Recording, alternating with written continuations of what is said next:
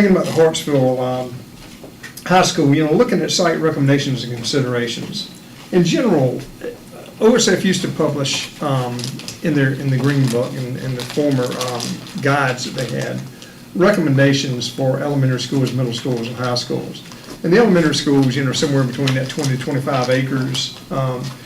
Middle schools 30 to 40 acres, and actually a little bit more, because what we're seeing now at our middle schools is our facilities are being pushed down from the high school down to the middle school. So our outdoor basketball courts, play fields, not only for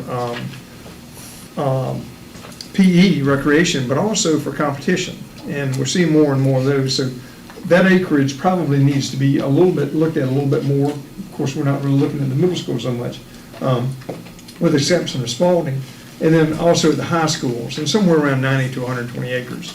And again, that depends on need for play areas, play fields, and also future flexibility when it comes to our sites. We're not sure of what's coming down the pike, in the future.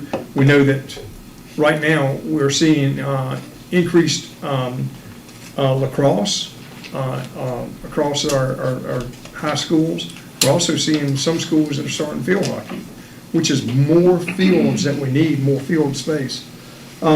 Roadways.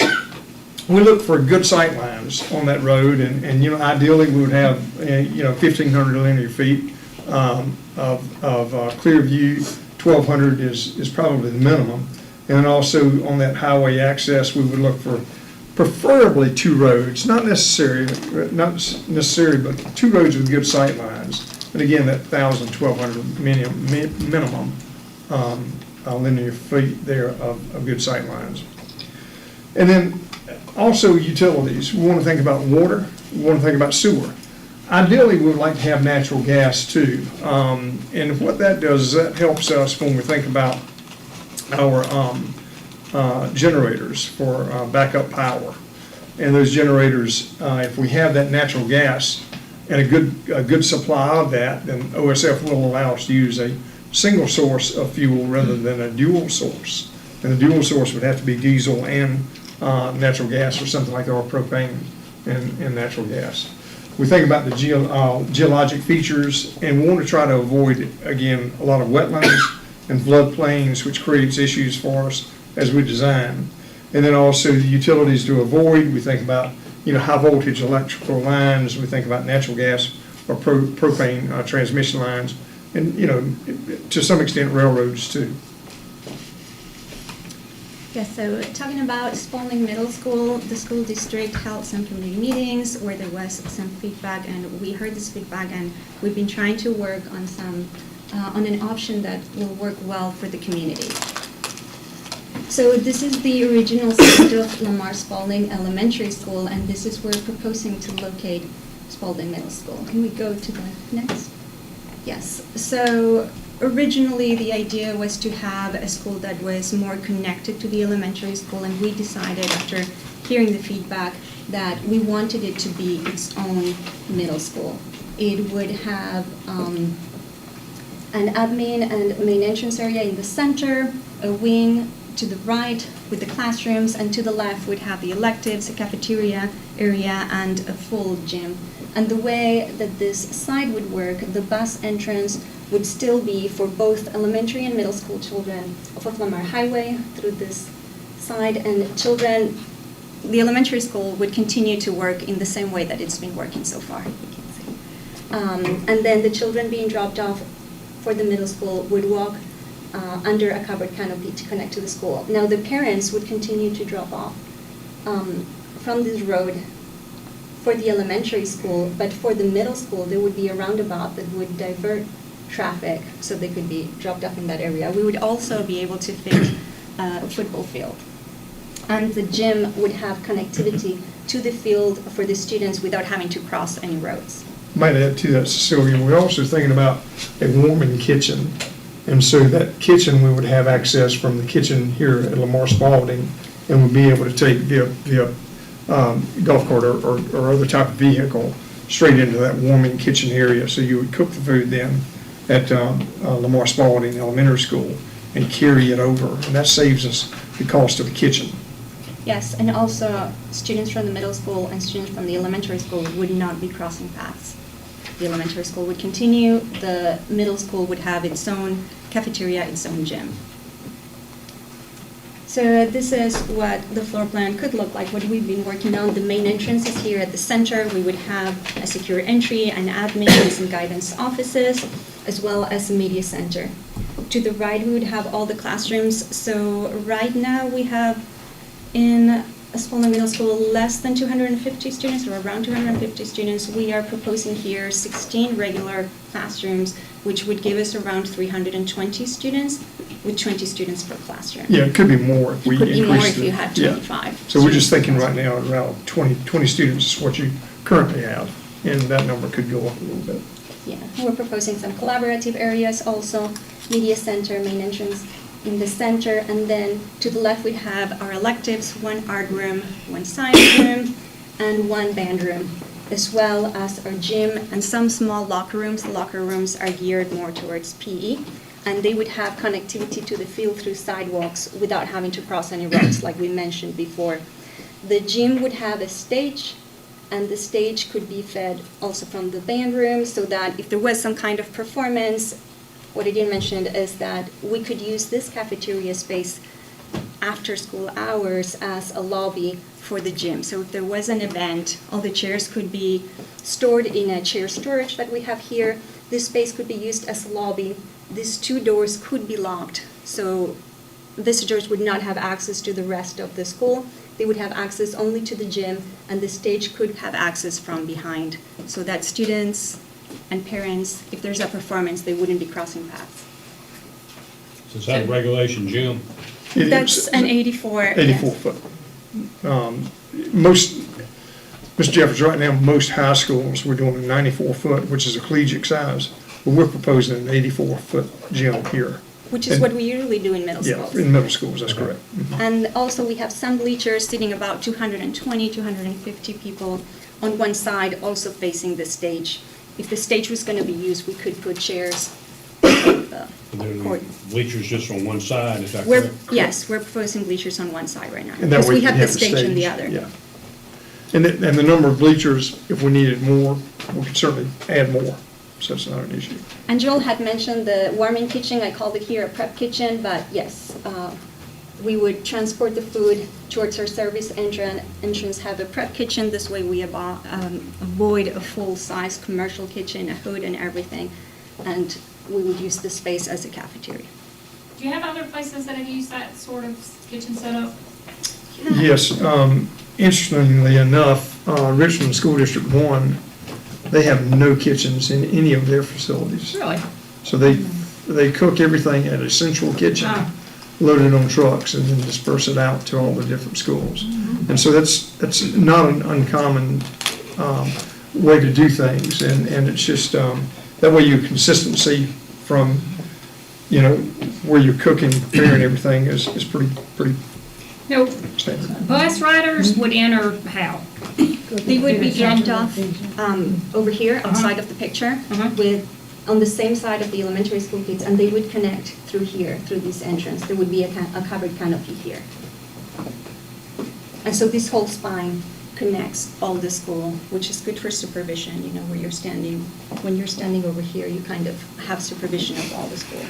So the road at 401, there's adequate space Yep. there for both schools? Yeah. So I can tell you, can you back up the slide, Mr. Short? So I can tell you just from my conversations after that session we had over there with some of the teachers out front, I can tell you what they're going to be concerned about is that shared access in the mornings with just a little bit of so what happens when like elementary and middle school are all in the same line together, right? So if you're waiting on somebody to get on that to go around to the middle school, the elementary kids are kind of waiting in that same line, right? Yeah. Because that looks really short for, So what The we've elementary done school. before this loop came this way, mhm. and we're proposing to come off here and utilize, we can actually use more of that. But anyway, to extend that.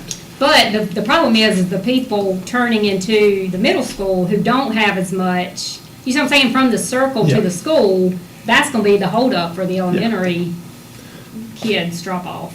And, you know, we think about that, we typically think of the middle school students moving a little bit faster than the elementary. That makes sense. I was just wondering if it was gonna be like a 2 lanes, and you stay in the inner lane to go around the circle, and the outer lane to go to elementary, or to go to the back. And there will be double stacked in these. Coming into the Yeah, circle? mhm. So you'll have 2 lanes there. Two lanes around the circle, so that might help. Yeah. Well, Do is they the also timing drop different? off at- Yes. Thank you. Is the timing different? Yeah. Oh, it's, okay, well then that helps too. Because I was gonna say, elementary starts usually at earlier. 7:30, middle school starts at 8, Oh, maybe So you 8. got And they thirty- get picked up, 30 minutes. middle school gets picked up later too, so. so never mind. Yeah, we're still gonna have some overlap, I don't care what. A little bit. Yeah, but it won't be But like it's it was not actually really- the At 1 same. It will be o'clock a- for a 2:30 dismissal. Right. Except for all, and all the Pickup grandmas would that be get there worse than early drop can off. be in the back. Yeah, that makes sense. Let's move on to one more. And this is an image of what the main entrance could look like of the new Spaulding Middle School. And it borrows from the entrance of Spaulding, of Lamar Spaulding Elementary School, because we want, it's going to be on the same campus. Yeah, We gotta want it to kinda be match. connected, but to have a little bit of a different look, maybe with different materials, with this cement siding that looks like wood, and the metal ceiling here that also looks like wood, but it's metal. So to be connected, but to have its own image, and to feel like it's its own school, its own main entrance. Is that a flat roof for this school, or is it gonna be? I am showing a flat roof in this school. On the rest, yes. And we can look at that. Yeah, Is that what the elementary school is, or no? The elementary school has Has a metal metal. roof. Yes, it's metal roof. pitch roof. We've been trying to go away from flat roofs a little bit, not, We didn't do them in Black Creek, that's right. Yeah. And we can, that's a fairly easy change. I think right? if we were to change it, and I did look at that also, is we would have it here, and then we would have this lower roof connecting pieces with a flat roof, just so that the geometries would work. Which is what you have now at Spaulding, I'm sorry, at Lamar Spaulding Elementary, and also at Bay Road. So you do have some of those connecting links that are low slope. Which helps with the geometry, so that intersections are cleaner, geometrical. We go to the next. So how much space did that add? I know it's a little bit different We were design right too, at but. just under 40,000 square feet. No, I think it 30. was 60,000 square feet. Oh, yeah, you're right, Yes. you're right. We I'm sorry. started, yeah. Sorry. Yeah, because of the full gym, yep, that's right. I mean, 60. 60,000. Started at 60, and then that is what? No, this is that's- 60,000. yeah. Okay. So we added more cafeteria space, we added more classrooms. From where we started, our first sketch, which I'm not even sure you saw, we've been working through so many Yeah. sketches. We've worked according to the needs, and once we got more information and we got the feedback from the community, it grew a little. And we thought it was pretty creative, the way that that cafeteria can be utilized for that lobby area. And again, we're looking at, roughly 300 students is what the capacity of the school would be, ultimately, by adding more classrooms. And we do have area, we can add more classrooms.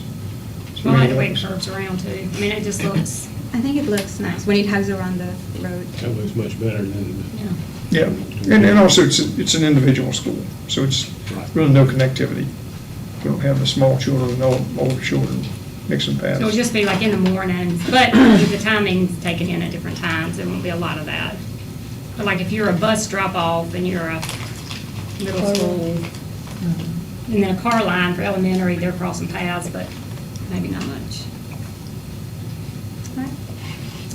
So for the new elementary school, we've been looking at the possibility of putting it on the Darlington Middle School and DCIT side. This is the existing side. We have the middle school and the DCIT and the bus parking here. Let's go to the next slide. So here what we are proposing, all the roads in black are existing, all the roads in white are proposed or new.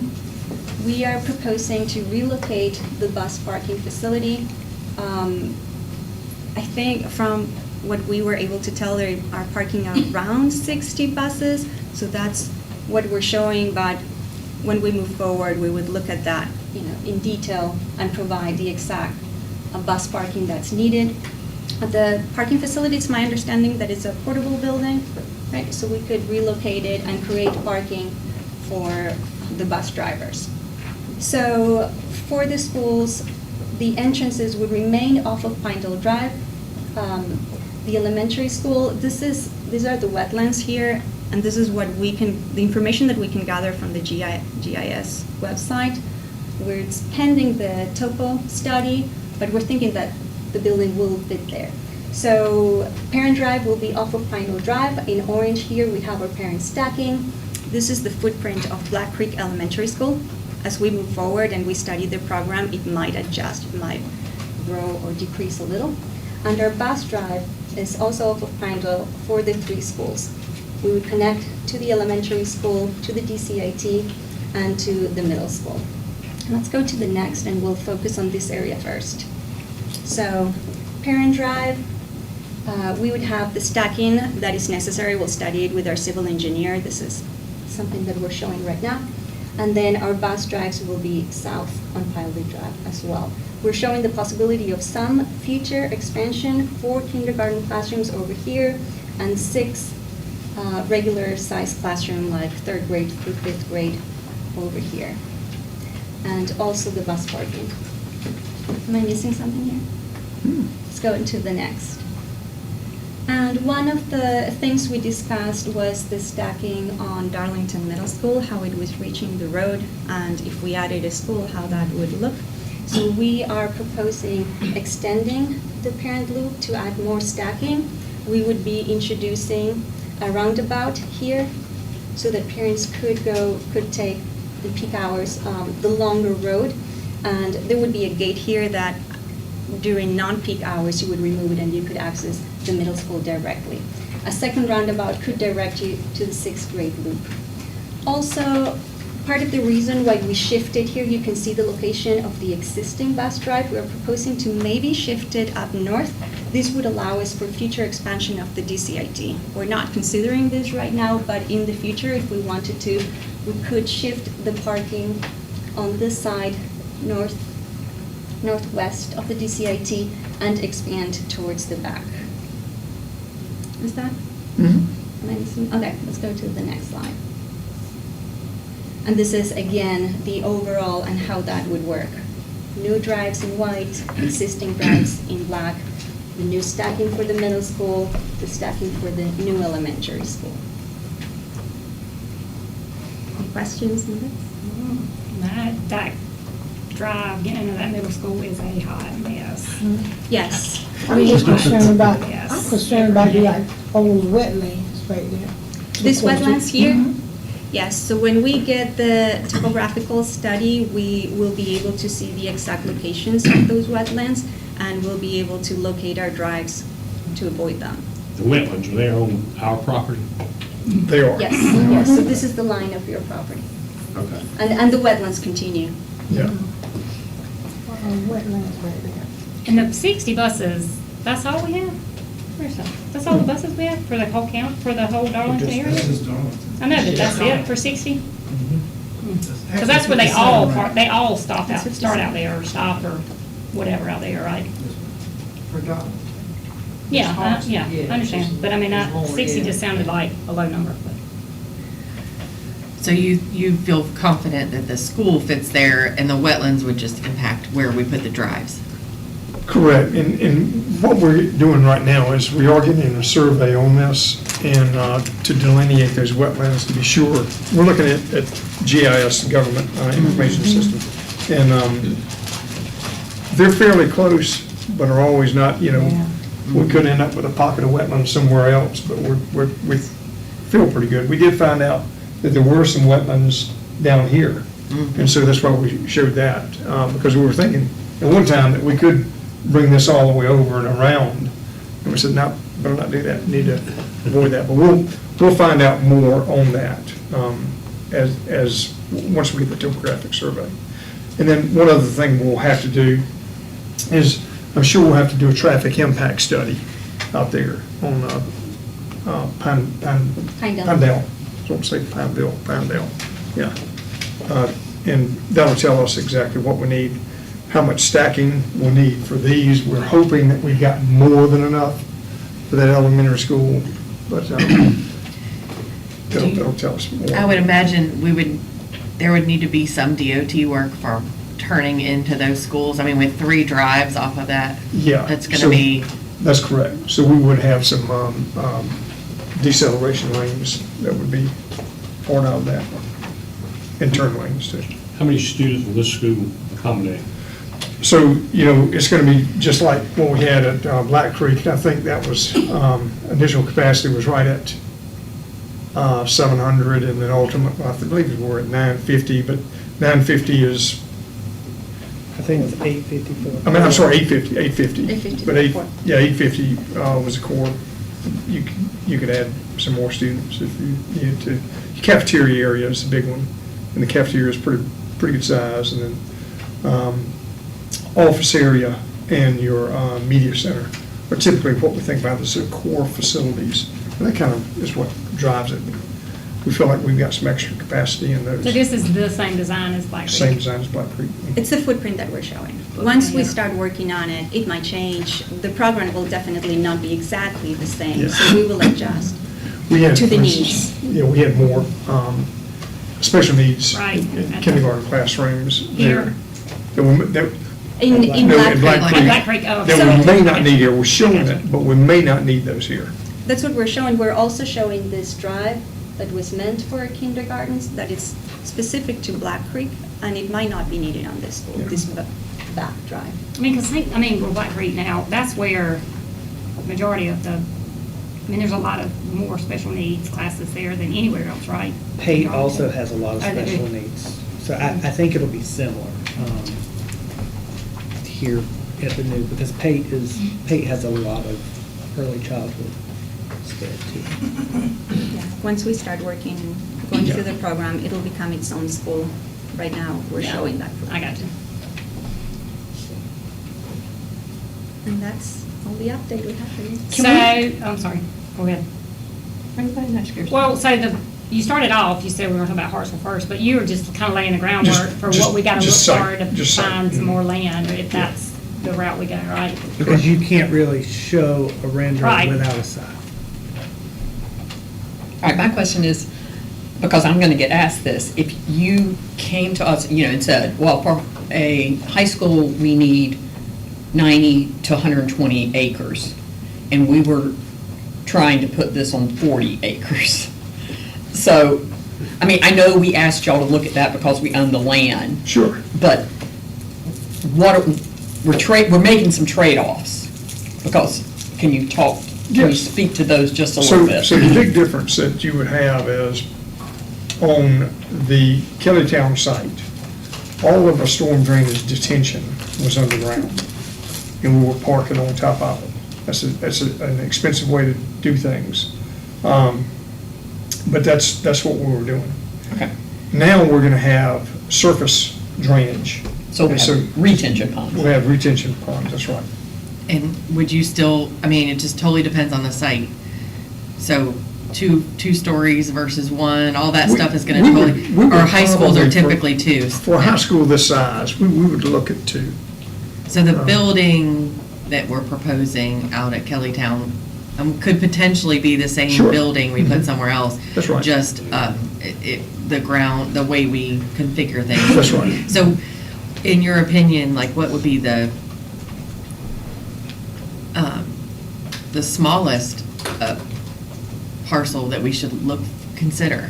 I would try to look in that 100 acre, that type of acreage.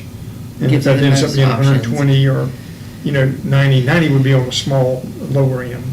Because at some point in time, we want to master plan it so that at some point in time in the future, if somebody wanted to bring athletics on the site, we would have room for that, along with parking, et cetera. Because to So be that clear, 100 if we move to a new site, Mhm. if we have to go purchase land, we are not moving the Kellytown Stadium Right. and baseball field. They are staying at Correct. Kellytown. Okay, I just want to be clear.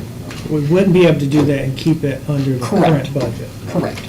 So That would be a some trade-off. future boards. That's right. move. But we gave, again, that we gives give you them But the we would option. want to have, but the 100 acres would give, if we Yes. did potentially one day Yeah. have, the ability to move Kellytown, that would, you would have, Correct. We're not or move the landlocked. stadium, then you could, that 100 acres would allow Right. you to have a full campus with all the And the again, that's- facilities in one place. Like, that's future down That's 20 years. the, right, we're not, Well we beyond can't me, do the that city right have to deal with us. now. We can't As afford I to do that said, now. it just but- gives us options. That's right. it's Right, options. so that, I'm just trying to make sure I understand what the 100 acres allows us to do. Yeah, Like, it would allow future, that's right. eventually consolidating everything in one place. And then, in your experience in our county with other schools, I mean, wetlands are an issue. We have, we don't typically have the floodplains, but the wetlands, so, I mean, do we need to consider an overage over that 100 acres? Well, we to sort certainly of, wanna look or does at- that 100 acres consider the fact that we have No, we would want usable, and I think that's what. 100 acres of usable land? Usable land. Yeah, So when you're looking at that, we need to be considering, and wetlands is not unique to Darlington County. Well- We find wetlands in Greenville, where Cecilia ran into a particular plant that we had to protect up there, so anyway, so, yeah, it's just Right. nature of wetlands, they pop up everywhere. Right, they're not, yeah, I didn't mean to imply that they were just here, but, I mean, just for our planning purposes, it is what I mean, yeah. No, but we would say 100 usable acres. 100 usable acres, so we have to consider wetlands and all the different, okay. Quickly to the Lamar site, with the changes that we made, how many square feet are we increasing from our original plan, and what's that going to do to the budget there? For the Roughly- cost of, for Roughly, cost it was versus. 20 additional thousand square feet, and that was basically the gymnasium and locker room areas that we did not have in the first one.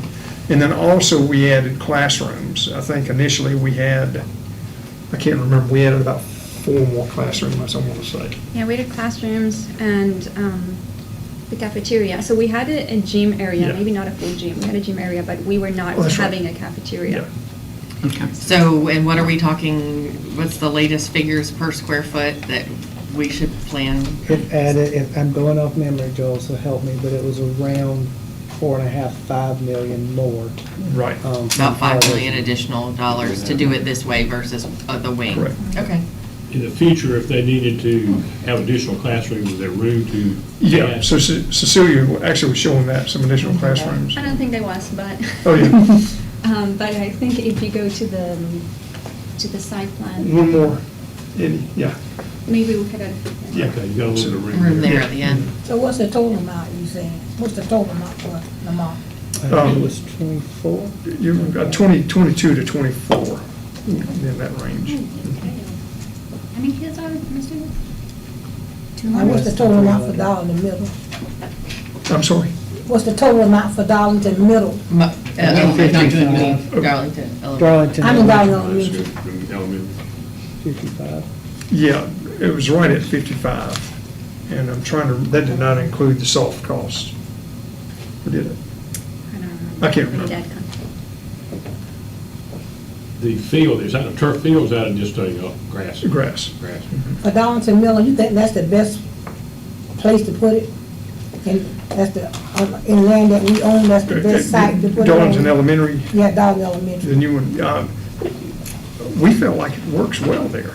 It's, kind of keeps everyone concentrated, it keeps, your parents from having to drive over town if they have a small child and a middle school student there.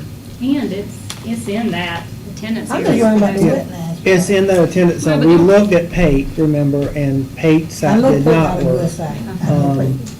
We played with putting it on the Brunson Dargan property, and it kind of fit. I'm just saying, what, we looked at it because it was land we owned at the time. But there's no other land that we own in the zone that it would fit But I on. mean, there's nothing that makes you believe that the wetlands encroach further. I mean, maybe just the drive, but I mean, you don't see a problem with putting the school. No, and we can design around, if something were to encroach a little bit, we can design it. But you would know, like, that you'll get Well, the studies back. the you'll know survey like will tell us certain- that. Okay. So Well, we'll delineate as well. We still have all that land to the west there, like bus parking could potentially move west Yeah, and now things you like that. you do have some play fields, if you can see that. Oh, okay. So that's for the elementary school. Middle school. I'm sorry. We can't get it straight. Yeah. Well, they right there together. Yeah, for So, middle we school, talking- so you can see we know what we're those talking play about. areas, and that's just, play fields, et cetera. So the wetlands, those wet, just, to her, what's the timing? Like, we don't make a decision without further study on the wetlands, right? Like a like, we're not breaking ground before you get, No. I mean, all It's that currently gets. underway, Okay. the topo. Yeah, that's what I was just trying to understand the Not move timeline. forward without it. So we'll do all of that due diligence before we put the first real line to paper. I mean, this is all graphic, and like I say, we'll even want to do that traffic impact study. You'll have that before you even get to the, like, Yes. fully designing? Yes. Because you'll have to design around it. Correct. Yes. Okay. Our civil engineer will require all of that. Mhm. So we won't commit money, actual construction cost to anything and before that's all And like I said, we'll determined? know all of that in 6 weeks or so. Okay. Well, I hadn't even voted on yet. All right. Thank you. Anybody else? Any more questions? Thank you, guys. I appreciate The it. the Spaulding Middle School looks beautiful. That exterior is very nice, thank you. Well, I'd love to take credit for it, but somebody else might. We know that. We know who does all the beautiful work. And I was gonna say, it's gonna be hard not to say jumper car seats, okay? Just want to let y'all It's know. also gonna be hard to top Black Creek Elementary on the inside. It's Yeah, gonna be Black hard to Creek's top beautiful. that. Still working with this group. That's right, we've got the 18. Thank Thank you. you. Thank you, guys. So, all right, Dr. Ferguson, can I ask one more question about that? Wasn't directed at them, but I wanted to ask Dr. Ferguson? Or did you have something else to move on to? Okay, I wasn't sure.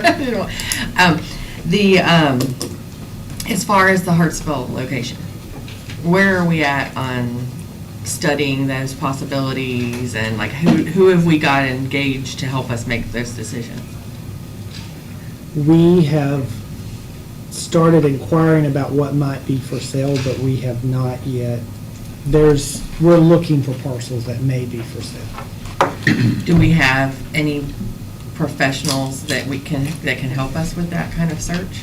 Like I think the other problem you have is once it's known that you're out here looking and you're looking for, we've named all this and now we're talking further, price gets jacked up.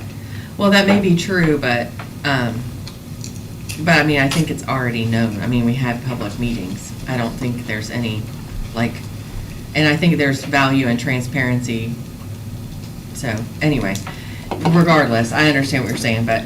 We've looked at a few potential sites. None of them have yet ticked off the boxes that we needed to for us to really get into the negotiation stages.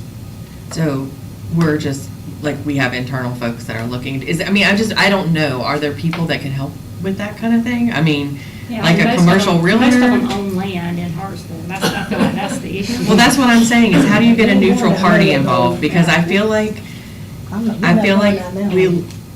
like I've said before, I feel like there's a good old boys network in this county. I mean, it's the nature of it. It's to be true anywhere. It could be true in any county, and we're all elected officials. I don't think we're in a place to make recommendations because there's too many conflicts of interest. And so I just wonder, how do we go about that in a neutral way? Like, are there professionals, like commercial realtors or someone that can help us through that process? I don't think know. that so I have had no less than 10 realtors call saying, I have this parcel of land you may want to consider. Okay. So I think everybody knows that we are We're looking. I also have not yet in those found any that we liked. Okay. There have been some we thought as possibilities that are not for sale. And then, but I think once we find something that the architects, the engineers look at and say, this is potentially a site that we can get further into those negotiations, which is where some of those professionals come in. Okay.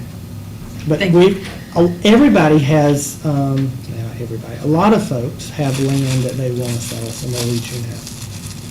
That we can And evaluate. we're trying to make sure it checks the boxes of. But we have, that's when the neutral parties come in, is To to help negotiate evaluate and evaluate. the site, help us determine if it's an appropriate site. How do Okay, you, how do thank you you. determine how far out of the city is still considered Hartsville? So what we have been doing kind of around that is, right now, saying, is it in the Hartsville attendance zone? That's a pretty large zone. And most of the folks so far who have called are in the Kellytown side because that's where they thought we were looking. But we've had some other folks, but as long as it's in the Hartsville attendance zone, then it's something we could look at. And then Chad has been working on deploying a product that'll help us calculate the transportation and how close they are to the schools who are enrolled in the bus routes and the impact on that. And so we will be able, that'll be a part of the due diligence that we do on any site that we go forward with. So, yeah, operations costs. Right. Yeah, that's interesting, okay. And what I would like to see, someone protecting our interests. I can call you and say, hey, I got 100 acres over here, I got it for sale. Well, my 100 acres of land might not be worth diddly squat. So Ms. Audrey, I am a pretty good negotiator. I'm And not saying you're not. I'm gonna do my best to make sure that our interests are protected. But I do think when we get to the point where we're negotiating a contract, we're gonna have to have a third party help in that. Thank you. That's all I'm asking. And as they were talking about wetland studies and all that kind of stuff, like that stuff, we would have That's that part of work the due done diligence. before you're buying property, you're Correct. going through that process. Like this one, we own it. Correct. Like when we were talking about the Darlington Elementary, they haven't done a wetland study there because we didn't need them to, but we own that land. But typically, you would do all that prior to purchasing the land. Correct. Right, Before we okay. close. Right. Then we do the phase one, and if the phase one said we needed a phase two, working through that in the due diligence period.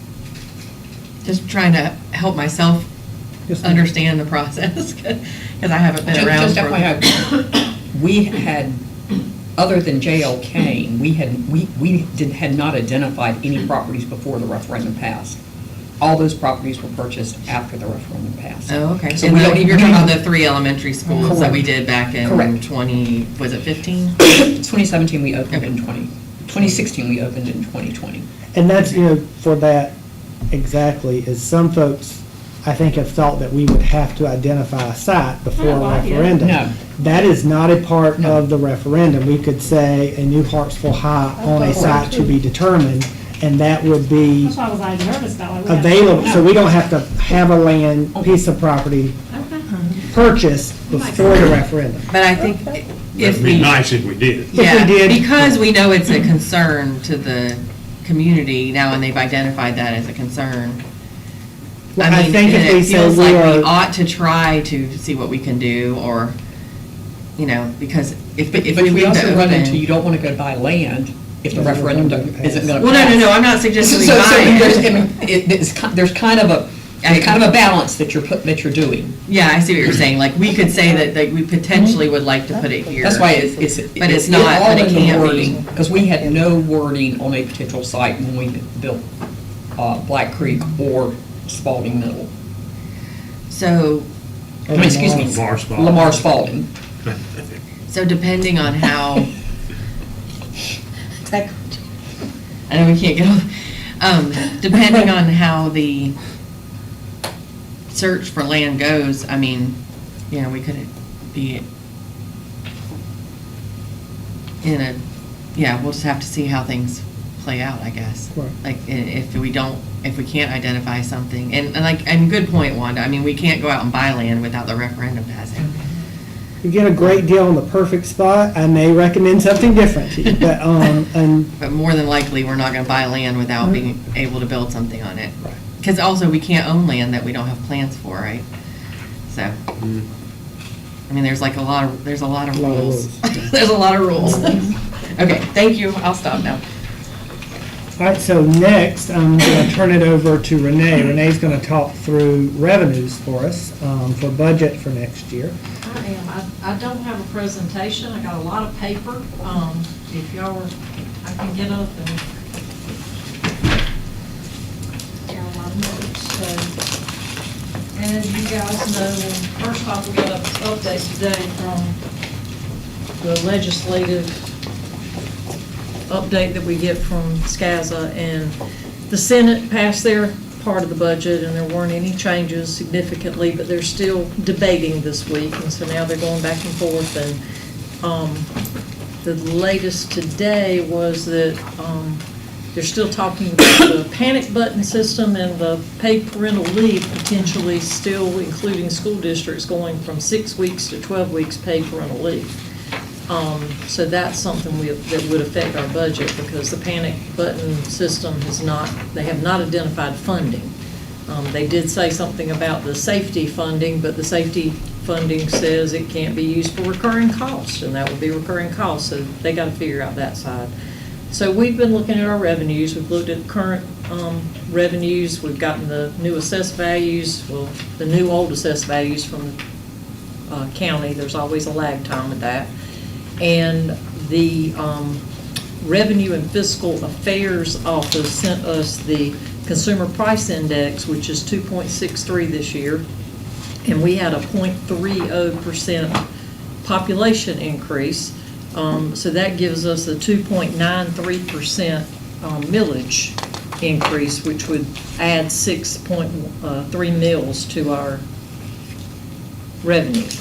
Now, that's general fund millage. We always, the people who've been on the board for a long time, they were in a situation where they didn't increase the millage as they could, and then they had to go back and do a look-back period, and if I recall, that was quite the task, and got beat up on it. This is basically your cost of living raise. I mean, that's in a sense what the Consumer Price Index is to me. That would equate to about $1.4 million in revenue if I've got those 6.3 mills in the equation.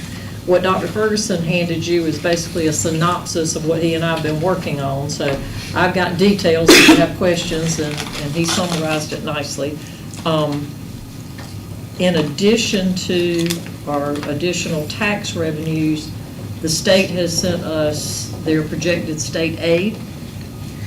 Right now, it's around 1.4 million, a little less, 1.3 million, 1,367,000. If they don't pass the budget, we would at the very least get the hold harmless, which would be what we received this year. So we would be minus that 1,367,000. Right now, we're projecting our budget at 138 million. This year it's 132.5. So that's a 4.4% increase. That's just us looking at what we have now, what we get now, the increase we can attribute to the new assessed values, and then what the State Department sends us. So it's a crystal ball method on top of what we know and what we can predict. Our current revenues right now, we are, and this is end of February that we were using to project, so we just got the March revenues in this past week. I haven't posted those yet. I'm estimating around a $3 million surplus for this year, which, as I've told y'all before, our tax assessed values that we're basing our budget on are a year and a half ago, because their numbers, what I used for here is for 2024, because that's what they've got. They don't issue the 2025 numbers until September of this year. So there's always a little bit of lag time. So when we calculate the taxes, we're conservative with our calculations, but it's also built-in conservatism because we're using those numbers, so. So right now, what we are looking at is $138 million budget. We've looked at the expenditures, Dr. Ferguson's talked to you about, he and Dr. Hersey have gone through the staffing and the allocations, and so he's got listed here, some of the things that they've reduced, some of the things that they've added, which is, we've also looked at our technology subscriptions, Mr. Holtze and Dr. Nichols, we all got around the table, Mr. Schuler, and we've gone through the, software. We had some things that were coming up, their contracts were up for renewal, so we've looked at it and we cut that budget by $1.2 million, which was wonderful. We have proposed in our recommendations here some different scenarios as far as the salary. And if you do you want to start? And I've got additional numbers. I got a lot of numbers crunched, but we've been working on this together. So Renee keeps me honest and makes sure that the numbers are correct before I start spending or cutting. So I do appreciate that. But looking at that, we're looking at a 4.4 increase for next year of about 5.8 million. But that new money, the 5.8 million, does include 1.4 of the cost of living increase. So that would be that millage increase, which is traditionally passed as a part of the budget. And then we also looked at sitting around the room in here to cut our technology budget and what we were paying in subscriptions. We cut that 1.2 million for next year in programs that we really didn't think we were seeing return on investment on. The teachers weren't using them enough, the students weren't using them enough, or they were using them and we weren't seeing the results that we wanted as a result of that usage, and or looking at duplicative subscriptions where this school was using this program, this school was using a different program, but they essentially did the same thing. And so we were able to reduce that budget about 1.2 million. And then thinking about human resources, thank goodness for Dr. Hersey, but we worked through the allocations for staff, recognizing that we are 500 fewer students this year than we were last year, and thinking about our class sizes to get them to not an unreasonable number, but a standard number across the district. And that number is 1 to 20 in our K1, K2, 1 to 22 in second, third, 1 to 24 in fourth and fifth, and up to 1 to 25 in our secondary schools. And so by doing that, and through attrition, we have been able to identify 17 positions that we really don't need going forward for next year. So we went ahead and reduced that by 5, took that out of the budget entirely. We've got another 12 that we're watching. 8 of those we currently have retirements for in those positions and are just not planning to replace them. And then there's an additional 4 that we could cut for next year, but we're waiting on resignations, et cetera, to come in so that we would effectively be reducing through attrition, no reduction in force, but through attrition 17 positions for next year. Now with that said, we need 5 new positions. And so there are, and y'all, it's unfortunate sometimes that the 4 additional we have don't match, the 5 we've got to add on the other side. So that's why we're waiting for the resignations to come in and watching that. But we need 3 special ed positions for next year. Our special ed population is growing, and so to keep that ratio in balance for next year, we need to add 3 special ed positions. Paid elementary needs 2 early childhood positions. They need a 5K and a first grade for next year to make that student-teacher ratio match. They had some pretty large kindergarten and first grade classes this year, and so we want to make sure that they are in line with the rest of the district next year. And so we're reducing by 17, we're adding 5 for next year, but realigning where those positions are. And then when we think about what we are recommending, we are giving you a couple of options on the second page. And so we know that we need to provide pay raises to get to the minimum state salary. So that would be, at a minimum for certified staff next year, we'd have to increase certified teacher salary by $500. And also, we are recommending a step at a minimum. Classified's 2%, step only for administrative and the cost for that. You see in that balanced option, a step plus $1,000, a larger increase for our classified employees and its cost, and then a step plus 2% for administrative, and then option C. And what I am recommending for your consideration, and this isn't first reading, but I'm just telling you what we are thinking currently, is that we would keep Darlington County above the state minimum salary schedule, so that would be the step plus 1,000. What that also does is it keeps us competitive with our neighboring districts. So if we were to do that step plus $1,000, we would still be paying more to our teachers' first year starting salary than Florence 1, for example. And Florence 1 is, if you watch their budget presentation, they are proposing a $2,000 pay raise for teachers. But that $2,000 teacher raise for Florence 1 actually nets teachers less than a $1,000 raise for us because we are already above the state minimum.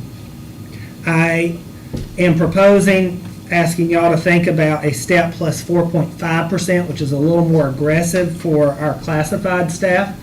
And so that would move us up so that our lowest paid classified staff member in Darlington County would make more than $15 an hour. So we have some members on our classified employees who make less than that, and so this would move everybody to at least $15 in our classified. And when we think about teachers have really had a 6 years where they have increased their starting teacher salary by well above 50% at this point. Our classified staff members have not had that same rate of increase in their pay, and that's why I'm suggesting a little more aggressive pay raise for our classified staff so that we can keep folks in those positions. They are, not usually, they are our lowest paid members, and we want to make sure that we are getting them to at least that starting salary of $15 an hour. And then for our administrators, a step plus 2%. I will say, because Florence 1 is our neighbor, Florence 1 also came out and proposed a $10,000 increase for their principals next year over their current base. And so we're going to do a little research and make sure we are staying competitive in our administrative salary for principals with Florence 1. And Renee and her folks have pretty recently done a salary study. So we have some of the old information just to make sure we're staying competitive there. But I think that step plus 2% would keep us in line. I got a question. The Yes, ma'am. cost of living that she was talking about, is this a part of that?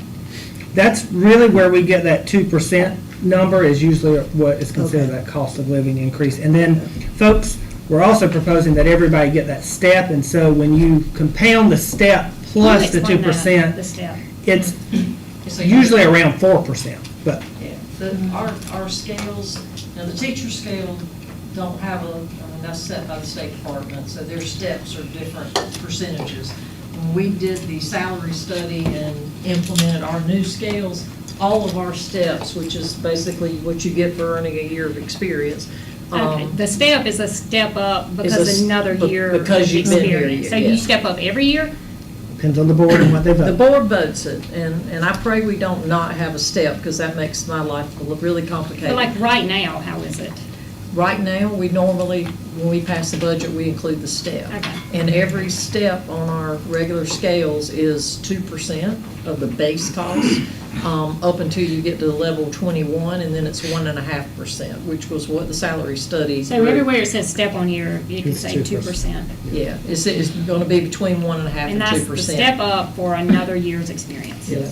And it's really on the base, because some of the positions, if you have your bachelor's or your master's or your doctorate, you get an extra You supplement. add. Right. The 2%'s The not 2% on is that, the base, 2%'s on the base salary. So you can't really do the math and say, I made $50,000, I'm getting 2%. you gotta look at the, you know, the base is 45 and, anyway. But yeah, it's between that's why I say between 1.5% and 2%. Because Renee would not let me just put 2% on there. Yeah, She's like, that is not accurate. Not giving a step is problematic. I think the only time since I've been here was the very first year I was here, and Dr. Timms proposed we not do a step just because, and I don't think everybody really understood what he was proposing, because we had a lot of, well, I didn't know we voted on that, but then it, you know, Mr. Jeffords has been here 5 years and he started out at level 0, then why am I only at level 3? Why am I, well, I have to go back and say, well, in 2018-19, they didn't give a step, so you stayed on the step below where you were. So we vote on that every year? It's a part of the salary Yeah, it's, proposal. but Okay. anyway. School district salaries are different than anything in the world. I've seen a lot of payroll, so, yeah. And so what I tried to do for y'all is lay out 3 options, from pretty moderate to a balanced to an aggressive approach, and where administration is leaning currently. I reserve the right to look into the administrative salaries in Florence One and make sure we are remaining competitive. And then also looking and proposing, so to Renee's point on the supplements, we currently have a class of teacher's assistants who work in special needs classrooms. They currently get, some of them currently get a stipend of $1,000 a year. And those are the teacher's assistants who work in our high-needs special ed classrooms. I am proposing that we double that stipend, because, you know, those folks are working with children with high needs, with sometimes extreme behaviors, and, you know, folks are, for example, changing adult diapers. And so we want to make sure that we are recognizing the increased toil that those jobs entail, and making sure that we are providing a higher stipend for that, and to also broaden the category of those special ed assistants who get that. Currently, autism, for example, is not included in that list, and so this number adds the autism teacher assistants into that formula, so that they are getting, you know, we're raising their base pay, but we're also increasing that stipend supplement for being in those high-risk, high-need special ed assignments. The other piece is around increasing and keeping the attendance incentives for classroom teachers. We saw, you know, based on last month's data, that we saw an increase over semester 1 to quarter 3. We're going to continue to watch that data, but we think that that $250,000 gives us the funding to continue to reward teachers who are in the classroom every day. We're also looking at the possibility, we mentioned, you know, quarter 2 being a low attendance period, and so is there the need to increase the incentive so that if you have perfect attendance in quarter 1 and quarter 2, maybe you get more than the $250. You may get $500. You get $250 for the quarter 1 and quarter 2, and then you get a kicker for having it for both in a row. So we're playing with that number 2 to see how that would impact the cost, so that we are prioritizing having teachers in the classroom every day and rewarding them for that.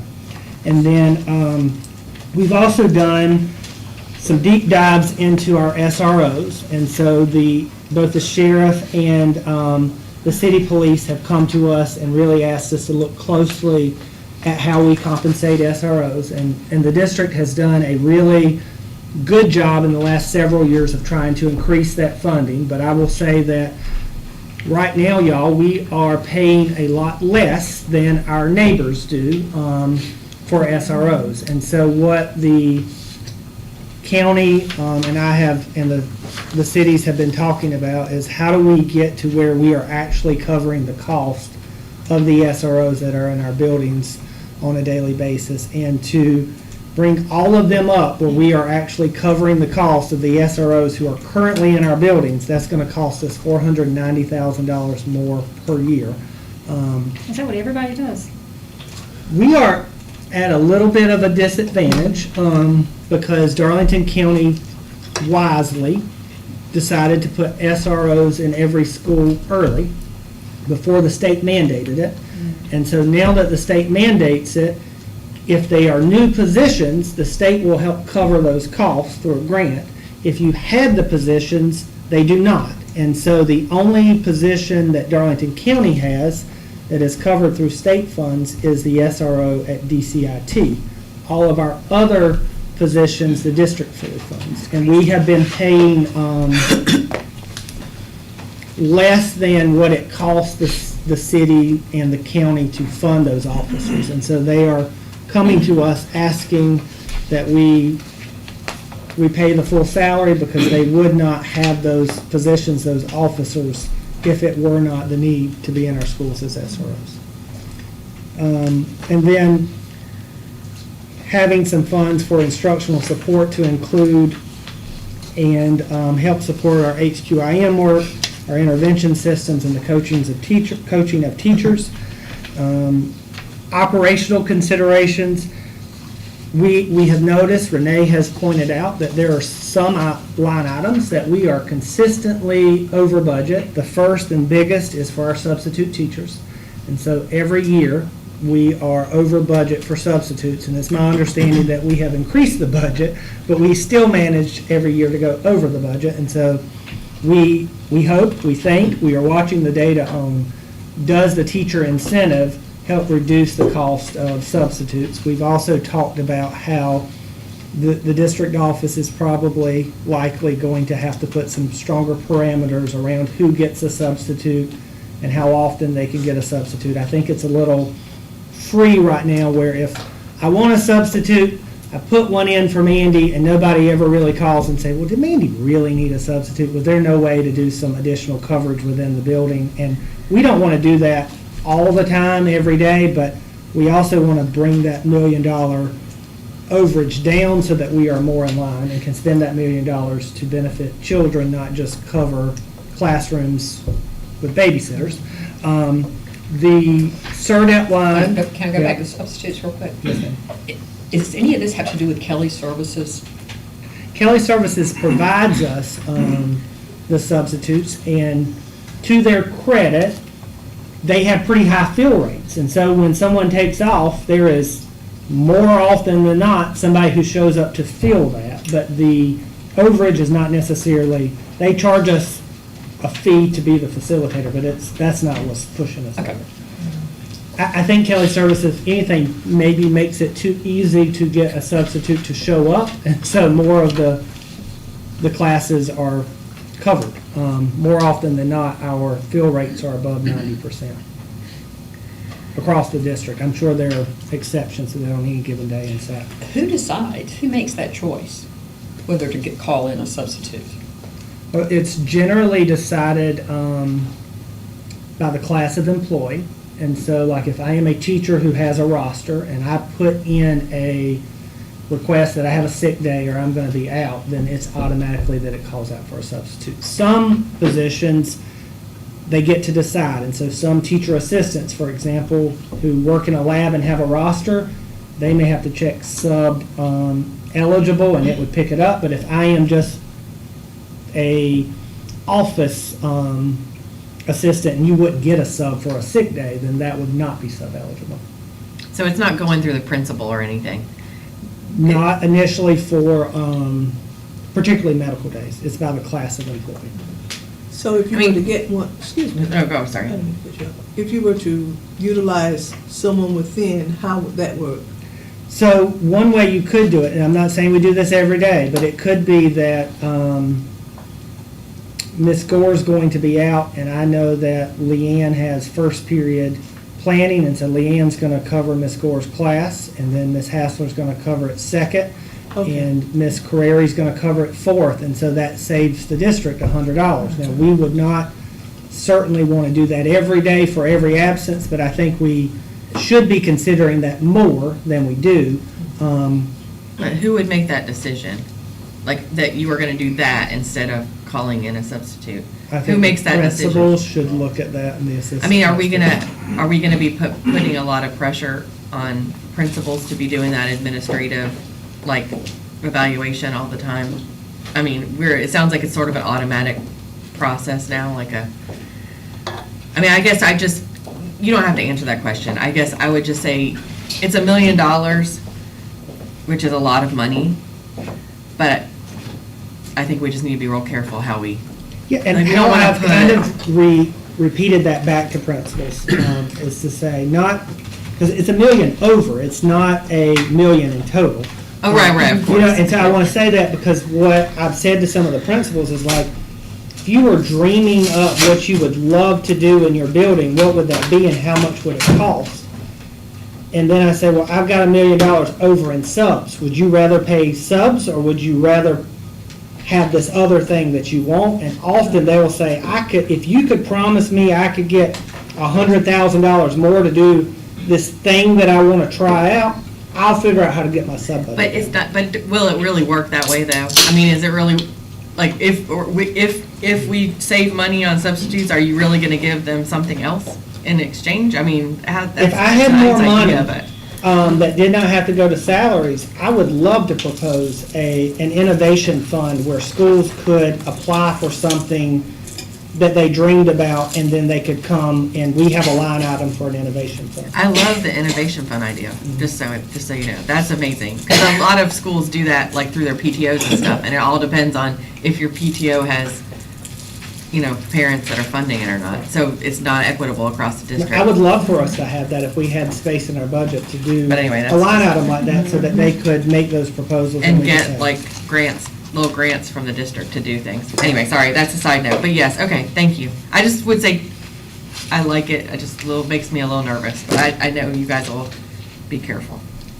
Similarly, around CERDEP, because CERDEP is our 4K classrooms, we get a per pupil reimbursement rate per student who is in those classrooms. And so two things can happen. One is that we are undersubscribed, and so we have fewer than the 20 students in those classrooms. And if we don't have the 20 students in those classrooms, then we very likely will not have enough state revenue to cover both the teacher assistant and the teacher costs for that classroom. And so we have to, one, make sure we have 20 students in those classrooms. But then two, like the other side is that in some of those classrooms, we may have very experienced teachers that cost more than other teachers. And so that could also cause some of that overage. And I'm not suggesting that only first-year new teachers be in 4K. I am saying we need to make sure that every classroom has 20 kids in it in 4K so that we are maximizing the dollars from the state to help cover that. How do you do that? So Recruitment. one way you do is you recruit hard and you make sure that we are filling those classrooms with CERDEP eligible children. And then the second thing that you do is that there is a provision that allows you to take non-CERDEP eligible children after a certain date if they are not filled by a CERDEP eligible child. And you can turn those children in to the state. And if CERDEP funds are available, the state may reimburse you, and traditionally has reimbursed the district for those students. And so we need to make sure if we have 17 kids, 16 kids in a classroom in August, that in September, we're calling kids out and like, you don't have to be CERDEP eligible anymore. We have a slot for you. Please come and roll. And it's a month after school started, it's a couple weeks after school started, but we That's shouldn't 4K, quit recruiting. Right. And that's technically free daycare. So CERDEP is needs-based, It's is what you're needs-based. saying, so that you can fill that, okay, okay. And Yeah, then- because I know this board has spent time talking in the time I've been here, and I'm sure before even, about how important that 4K is. Yes. And making sure that we We just gotta make We sure want that- those classes filled. Yeah, we Every want spot is Yeah, full. we want every kid that can be in there, or every classroom is full. And y'all, this year is not a high enrollment year for our 4K. And Merriman and I have gone back and forth and looked at state demographics. Apparently 4 years ago was a low birth rate year. And so we're trying not to make drastic changes next year based on this year, but we are way undersubscribed in 4K this year because the kids we have 4K classes that are running at like 12-1 because the kids just are not there right now. Do we have data on what it was from 3 years ago, so we know what's gonna be coming up? I don't, that's hard to get, actually. Oh, is it? But the 4K numbers, 4 years ago, COVID, it was a low birth Mhm. rate. I would have thought that would have been more babies, but it wasn't. I thought about it. Everybody, nobody wanted to touch each other. Yes, we were all at home, but we were not having We babies. didn't like each other because we were stuck together all the time. That's right. And then the same thing, similar for reading coaches, is just making sure we're watching that number, because we do get reimbursed from the state for reading coaches, but we don't get sometimes we have very experienced folks in those positions, which you won't, but that doesn't, not fully covered by the state because there's a cap on that salary. Are these different from the interventionists that we like stacked up with last year? Yes, ma'am, they are. There, so the reading coaches are, since 2014, Read to Succeed, and they are reimbursed at, I think about $60,000 a year. And they are in all of our elementary schools as a position from the state to focus on But as a better full self. FTE, what's their total package? It's 60, is 60 the total package or is 60 the salary? That's what they reimburse. That's what they us for. reimburse. Depends They on cost their us a level lot of more. experience. Costs us more now, Yeah. right. Correct, that's what. Many of them cost more than what we receive, but Okay. some of them don't, so. Thank you. And then 4 is just thinking through a contingency. We always need a contingency. And then just highlighting for the unknown, unfunded, that mobile panic alert proviso, it's kind of been floating out there, but it really came with a lot of steam in the last few weeks, and looks like it's potentially going to be an unfunded mandate by the state, where we have to have the mobile panic buttons for every employee, every teacher at a minimum, and Can you describe what that actually Yeah, is? I was gonna say, I mean, is is our this a existing- button in the classroom? Is this on their phone? what What is some this? looks like is on their ID, they would be able to press it, and it would send an alert to a system to say, there's an emergency in Mr. Schuler's class, we need to respond immediately. Oh, we have that already through our Raptor system. One would hope that would count, but I don't think it does. I don't think that's gonna count. So it gives a specific location of the individual. So if you're out on the playground, it gives the specific location. So the Raptor doesn't do it through your phone? Doesn't give your location through your No, phone? not the specific location. It's like At a least that's geo. It doesn't give you location The in presentations that we sat in. It doesn't? It doesn't give you your location within the building. It gives you location at the building, but not like in room 202. or Oh, it's room not 103. specific enough. Okay. The data that I have seen on these is that it is perhaps much ado about nothing, in the sense that, when you look at districts that have deployed these, 95% of the panics are tests, and the other 4% are accidents, and less than 1% is an actual emergency. But there is a pretty significant cost for these devices, and if this proviso passes, we'll have to have them, and in the current budget, there is not any new state funds to help defer that cost. And so And that's there- something we're watching. And you said that Renee, you said that they're very, or maybe you know this, either one of you, that in this proviso, they're being very specific about what we need, like the Raptor system wouldn't, like we couldn't use something we already have, they're being very specific about what you They're need. still negotiating the language, so whenever the language is finalized and official, then we will analyze it, and I will do our best to make sure we are implementing it in a way that obeys the law, but is least expensive for us. Right, and because our Raptor system has proven to be pretty effective, right? I mean, we've been fairly happy with that program, right? Because who's representing, I'm sure different associations are having conversations with the legislatures about this. So it did not make it in House 1. It did make it in the Senate by a vote of 20-something to 18, so it was kind of close. Now it goes back to the House, and the House can either concur or not, and if they do not, then it likely doesn't happen, and if they change a word, then it goes to conference committee. Or they So could is just- there influence that we need to be trying to exert? At this point, is there still opportunity for influence? It's in the House. Okay. And so if you would like to do that, it is in the House, and that is who has the opportunity to change it or not. I think it's a good idea. I think we need flexibility to be able to, okay. And state funding. We'd And love to or do funding. More if they pay for it. Yeah. They're debating it tomorrow. Okay. So it's moving fast. And then second piece on the unknown we are watching is the impact of paid parental leave expansion from 6 weeks to 12 weeks. There was some debate in the legislature of whether or not they were going to exempt school employees from that. There was some hope from the associations that teachers would not be included in the 12 weeks, but the associations were unsuccessful in that attempt, and so right now it's all employees of the state to include teachers, and so that is still working its way through the process, but there would be significantly higher cost, and there would be more potential absences if that were to pass. So what's the, I'm sorry, I keep jumping. If there's somebody else who wants to go first, I hope, just knock me out of the way. Two things about this. One, what the current 6 weeks is covered by us, right? Like the state's not providing us with any kind of funding to help us support that program.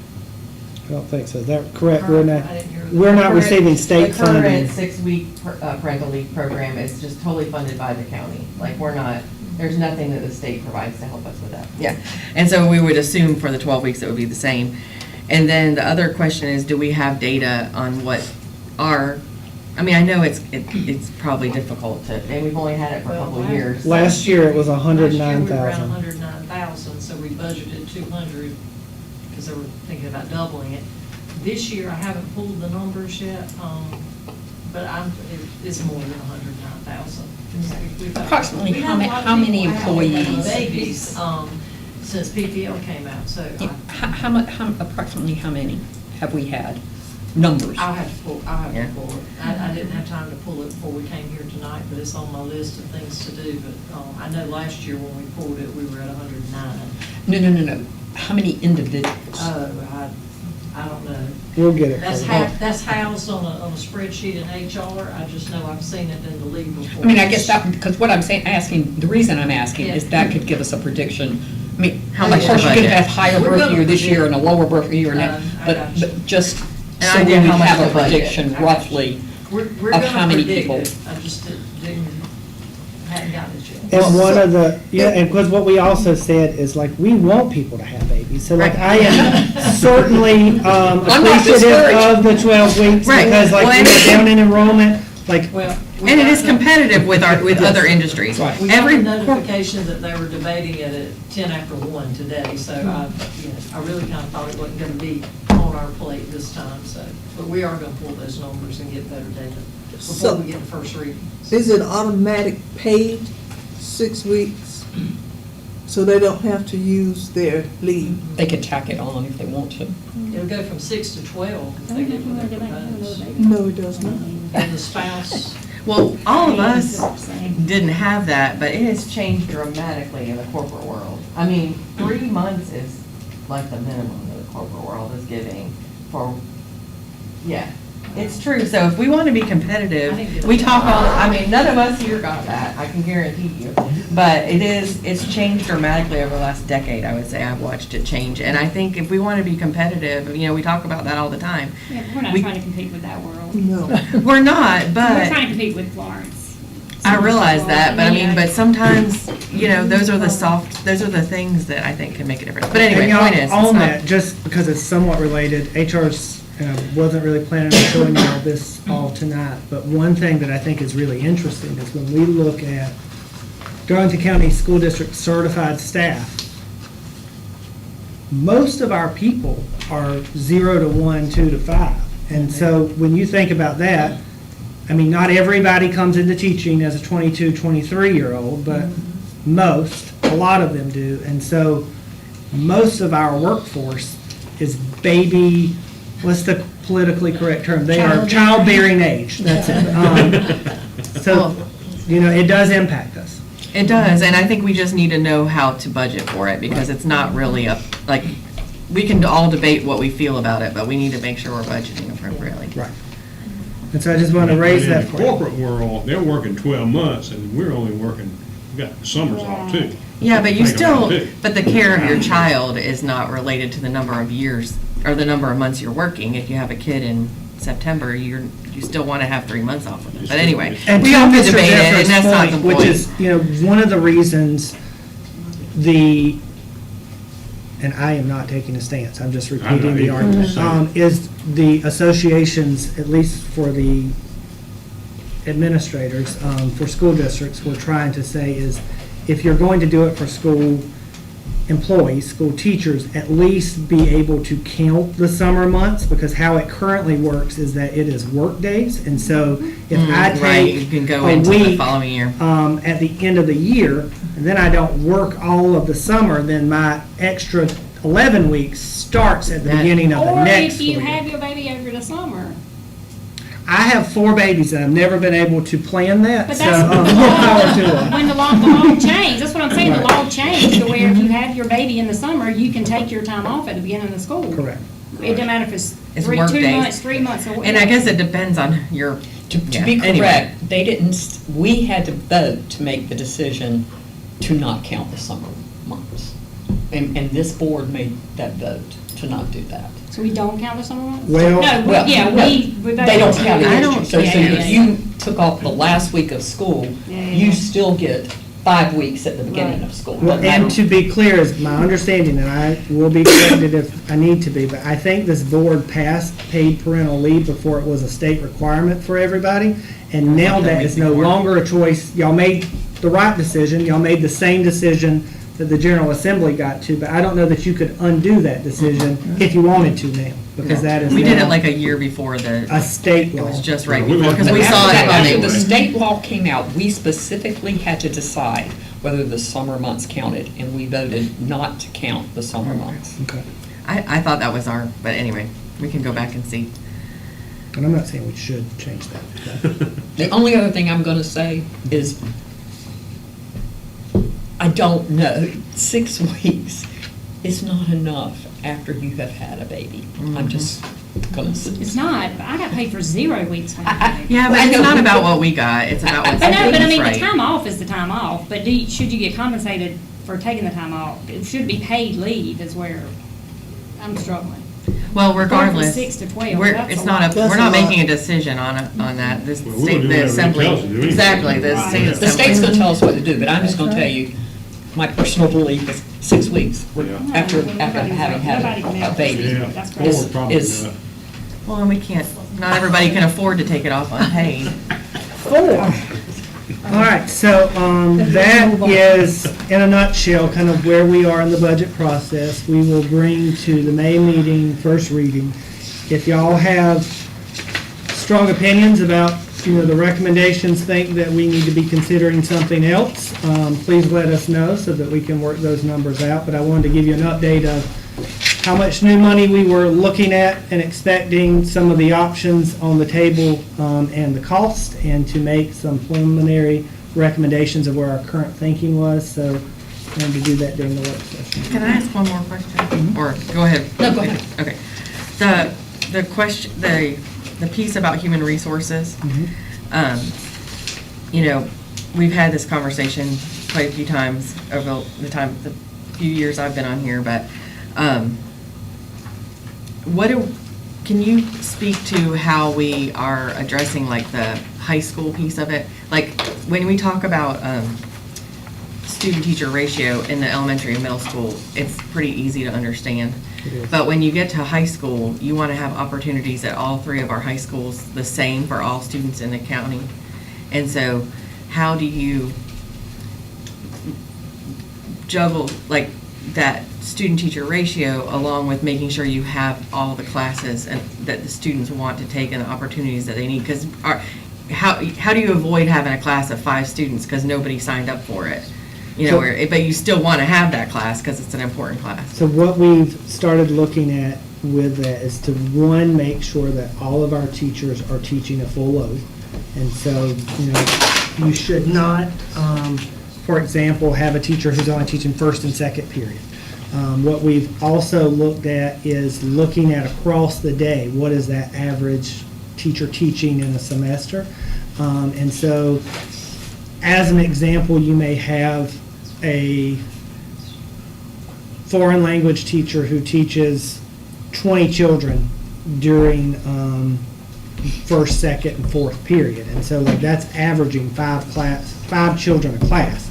That's not sustainable. And so how do we think creatively about that schedule and find needs in other places where that person could serve potentially?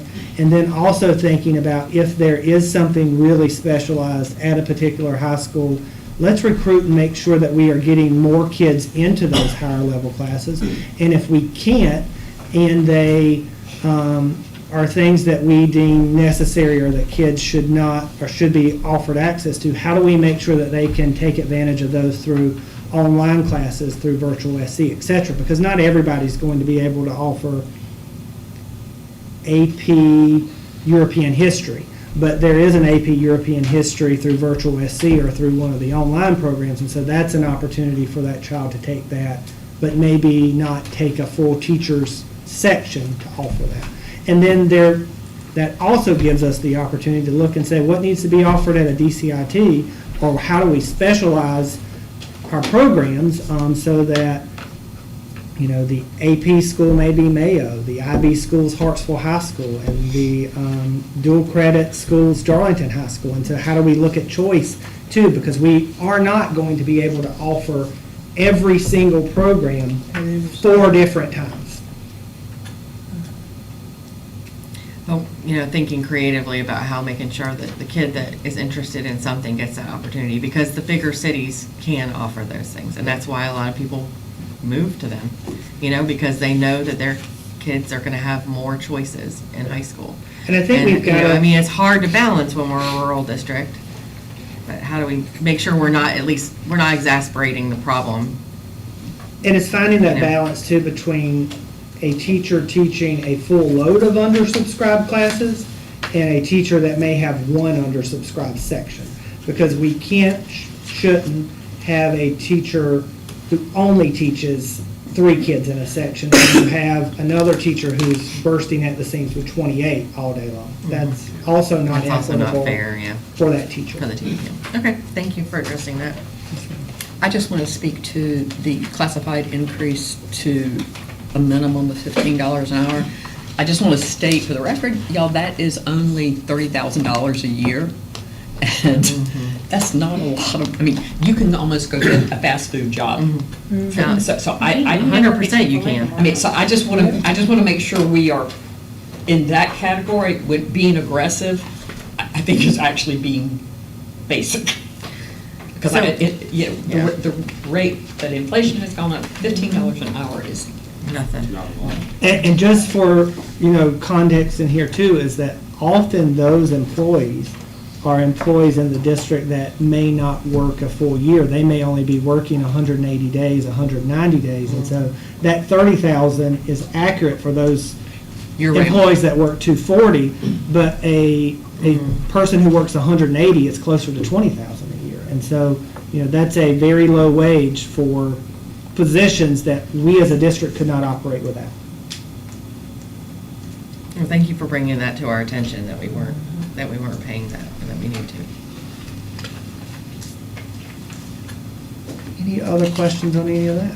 So I'm sorry, and I'll stop, but this budget thing's like one of the things that we, it's one of the biggest things about a board, so I just want to make sure I understand it.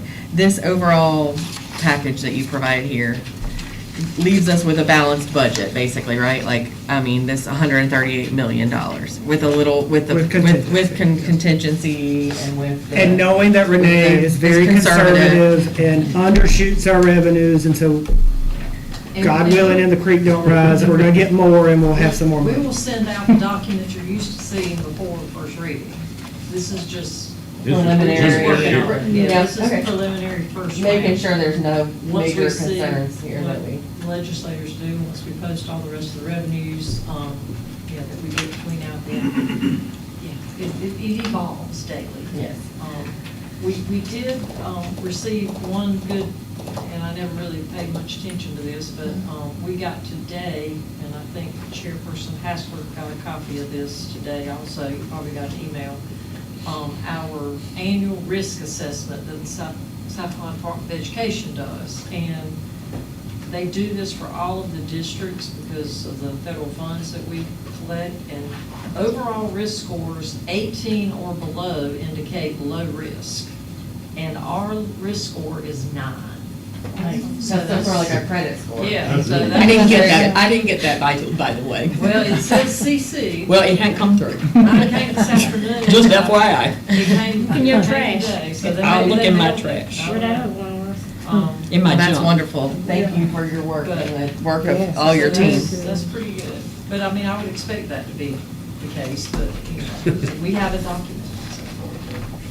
I just have one question. What is HQIM? That is high-quality instructional materials. So thank you for calling out my acronyms. I sometimes forget to do that. But those are the textbooks, the instructional materials that our teachers are using, particularly in English and math, in our elementary, middle, and high schools. Thank you. And this is the first year that we've really used HQIM from the state in math. That was an adoption that the state went through last year, and then ELA English was adopted the year prior. And so we are using high-quality instructional materials for the first time this year in both English and math.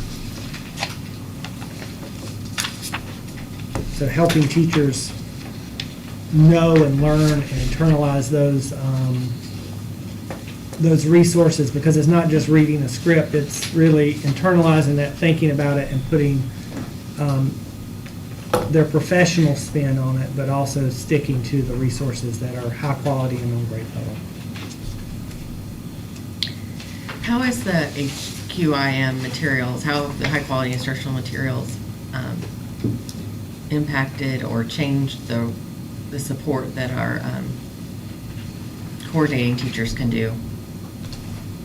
I mean, imagine it has perhaps, like with some adjustment, I mean, I'm sure that they're adjusting, but I mean, could open their time up to some other things I that think they that can do? this year honestly is a struggle, because they are doing something for the very first time, and they are doing it both in English and math simultaneously.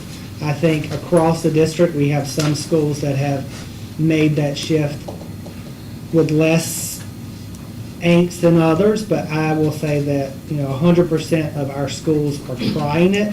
And so our challenge is, how do we support the effective use of those instructional materials, because they are all using them this year. Where we can continue to improve is how do we use them effectively, because some folks they're using them, but they are using them like a script, and they may be reading them like a robot. That's not fair, but like reading them verbatim and not really working to internalize them and put their own teacher spin on them. And that's kind of our challenge for next year, is we're using them this year, how do we use them more effectively next year? So maybe it takes 2 to 3 years to really get good at that, and then the coordinating teacher's role may evolve with that. Correct. And everybody's working really hard, everybody's trying, it's just, it's growing pains. It takes a year or 2, maybe 3, to Yeah, really do probably it to its 3. full potential.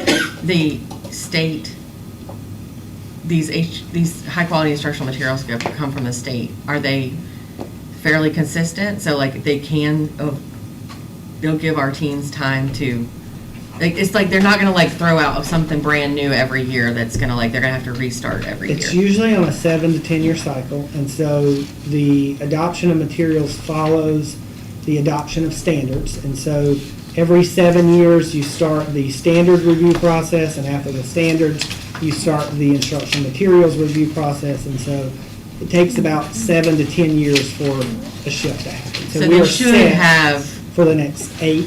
they should have time to adopt these and learn and grow with them, and not have them pulled out from under them and have something brand new again. Correct. Okay.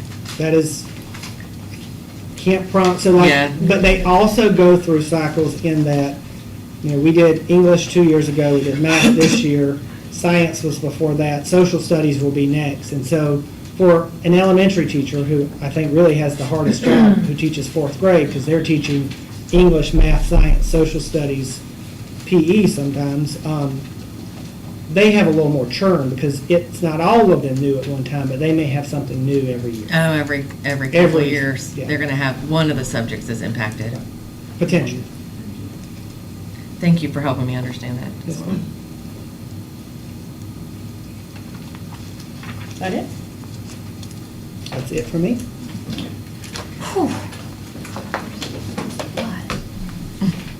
All right. Next up, I'll have those personnel actions, and since some of us weren't able to look at those beforehand, they are attached to your copy that you have here.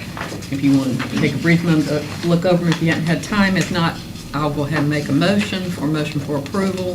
Move we set the personnel with the addendum. Second. Second. All in favor? Aye. Anyone opposed? Motion carries. Looks like we need an executive session. I'll take a motion to enter executive session. So I move we enter executive session to discuss personnel matters, recommendations for terminations, hiring, or transfers. All in favor? Did you get a second? Oh, yeah, excuse me, we need a second. Second. All in favor? Aye. Anyone opposed? Motion carries. We'll move into executive session.